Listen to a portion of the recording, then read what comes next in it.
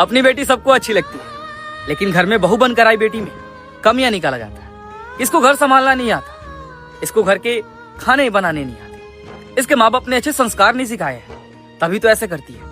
लेकिन अपनी बेटी में चाहे 1000 कमियां क्यों ना हो, लेकिन अपनी बेटी है।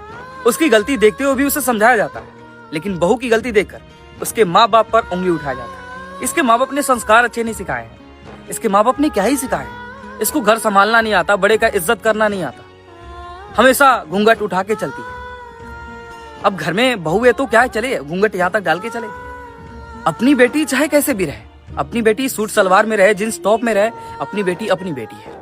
लेकिन बहू अगर सूट सलवार भी डाल ले तो इसके माँ बाप ने संस्कार नहीं सिखाए हैं। लेकिन अपनी बेटी कुछ भी पहने तो अपनी बेटी है।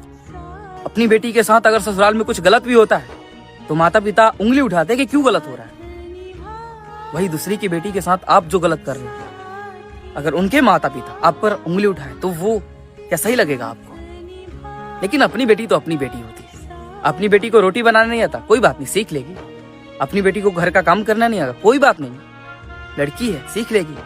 लेकिन वही बहू को अगर काम करना नहीं आता, घर का खाना बनाना नहीं आता, घूंघट डाल के ज्यादा देर तक रहना नहीं आता, तो वही बहू का संस्कार सही नहीं है। माता पिता ने संस्कार नहीं सिखाए हैं। आजकल का ससुराल बस यहीं तक रह गया है।